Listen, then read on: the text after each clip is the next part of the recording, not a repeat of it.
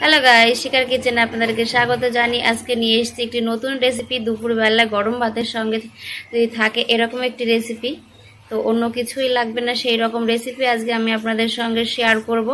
আর এই রেসিপিটি খুব চটজলদি তৈরি হয়ে যায়। তবে চলুন আজকে এই রেসিপি শুরু করা যাক। ভিডিওটি প্রথম থেকে শেষ পর্যন্ত দেখার জন্য আপনাদের কাছে অনুরোধ রইল। আর আপনাদের যদি রেসিপিগুলো ভালো লেগে থাকে তো অবশ্যই লাইক, কমেন্ট এবং শেয়ার করতে ভুলবেন না আপনাদের পরিজনদের কাছে। আর আপনারা যদি কেউ আমার চ্যানেলে প্রথম এসে থাকেন তবে অবশ্যই চ্যানেলটি সাবস্ক্রাইব করে আমার পাশে থাকবেন নতুন নতুন রেসিপির জন্য। তবে চলুন আজকের এই টেস্টি রেসিপি শুরু করা যাক। বেগুন দিয়ে রুই মাছের পাতলা ঝাল তৈরি করার জন্য আমি এখানে প্রথমে দিয়ে দেবো কড়াইতে সর্ষের তেল। রান্নাটা অবশ্যই সর্ষের তেলে হবে, তাহলে খেতে বেশি ভালো লাগে।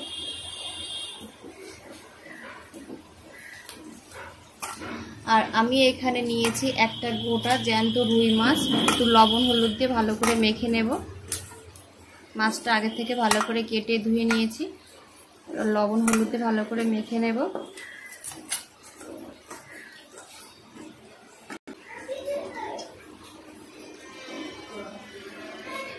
প্রথমেই মাছগুলো দিয়ে দেবো, পেটের মাছগুলো।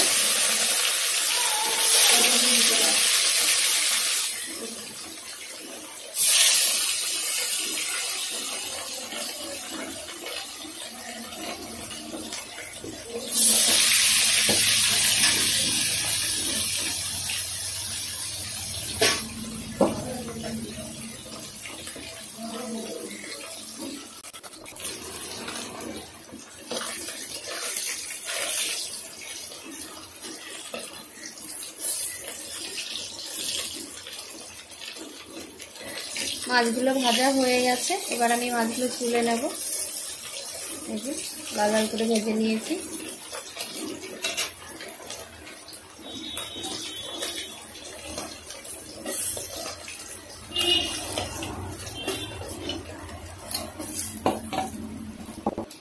এবার এই তেলের মধ্যে এই যে বেগুনগুলো লম্বা লম্বা করে কেটে নিয়েছি আর আলুগুলো লম্বা করে কেটে নিয়েছি।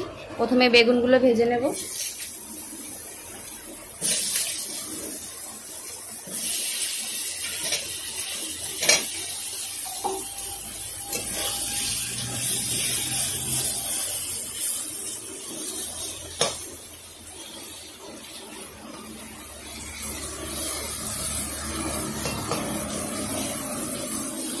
বেগুনগুলোকে একটু হালকা লাল করে ভেজে নিতে হবে। তো বন্ধুরা, বেগুনগুলো সব ভাজা হয়ে গেছে, দেখুন এই যে লাল লাল করে ভেজে নিয়েছি। এবার বেগুনগুলো সব তুলে রাখবো।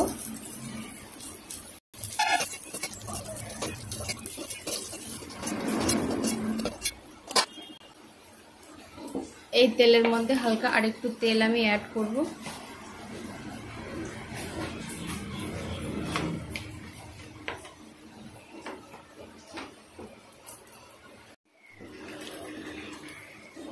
এবার কড়াইয়ের মধ্যে দিয়ে দেব গোটা তেজপাতা, শুকনো লঙ্কা একটা।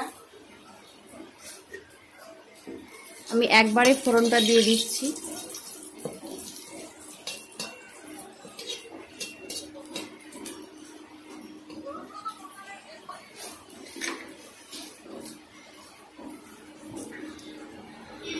দিয়ে দেব গোটা জিরে,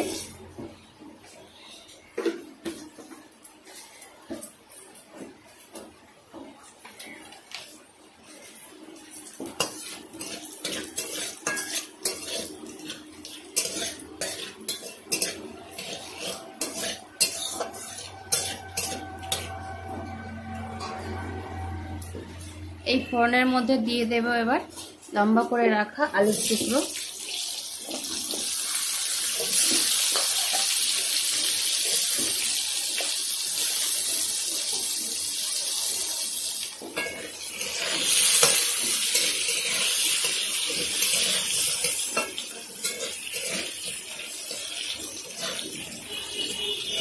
এবার আলুটাকে ভালো করে একটু লাল করে ভেজে নেব।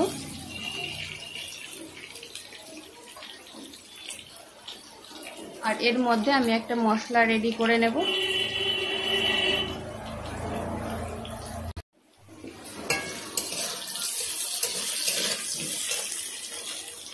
তো মশলার জন্য আমি এখানে নিয়েছি 1 চামচ আদা জিরে বাটা,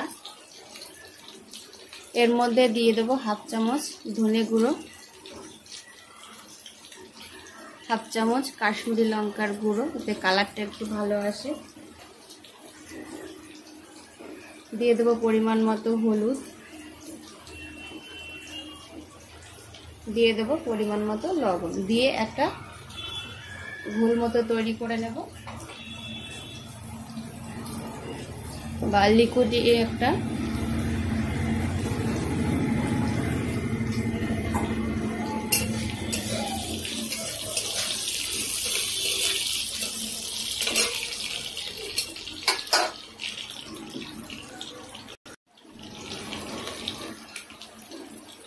সব মশলার মধ্যে অ্যাড হয়ে গেছে। এবার এর মধ্যে একটু হালকা জল দিয়ে একটু মশলাগুলোকে ভালো করে মিশিয়ে নেব।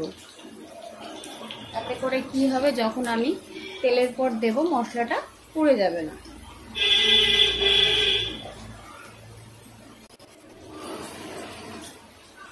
তো আলুটা আমার ভাজা হয়ে গেছে, আর এই যে মশলার লিকুইডটা আমি তৈরি করে নিয়েছিলাম জল দিয়ে গুলে, সেটা আমি দিয়ে দিচ্ছি। আমি এখানে একটু জলটা বেশি ব্যবহার করেছি, কারণ আমি যেহেতু কাঠে রান্না করছি জলটা এখনই টেনে নেবে বা শুকিয়ে যাবে, তার জন্য।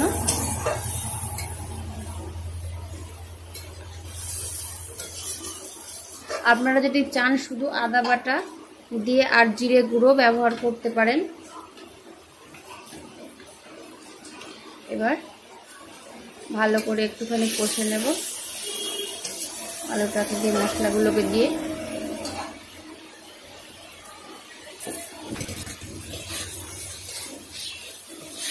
তো এখানে আলু দিয়ে মশলাটাকে ভালো করে কষা হয়ে গেছে দেখুন, আর এই যে মশলা থেকে তেল বেরিয়ে এসেছে।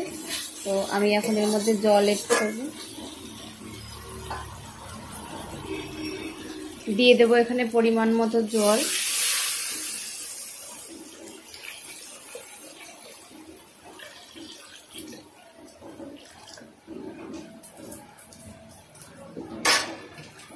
আপনারা যদি গ্যাসে রান্না করেন তো অবশ্যই জলটা একটু মেপে দেবেন, যেহেতু গ্যাসে জল টানতে সময় লাগে।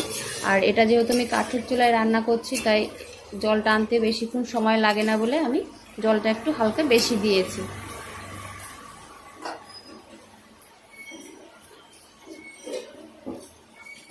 তো এটা এখন ফুটতে লাগুক, ততক্ষণ আমি ঢাকা দিয়ে দেব। ঢাকা দিয়ে আলুটাকে সিদ্ধ করে নেব।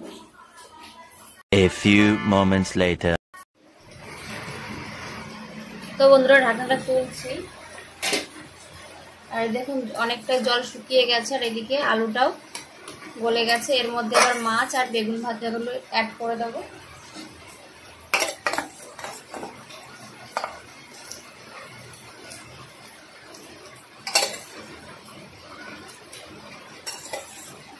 আর তার সঙ্গে দিয়ে দেবো চিড়ে রাখা কাঁচা লঙ্কা।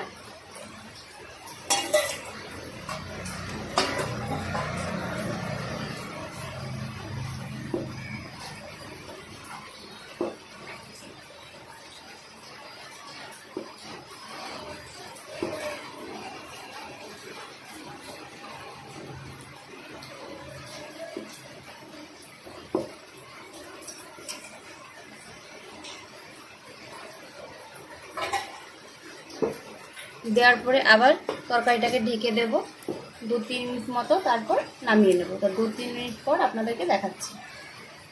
A few moments later. তো বন্ধুরা 2 মিনিট হয়ে গেছে, 3 মিনিট মতো হয়ে গেছে। এবার ঢাকনাটা তুলছি।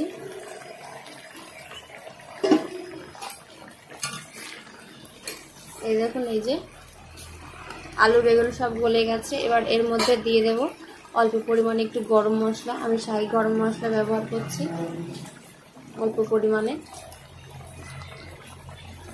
আর তার সঙ্গে দিয়ে দেবো একটু ধনেপাতা কুচি।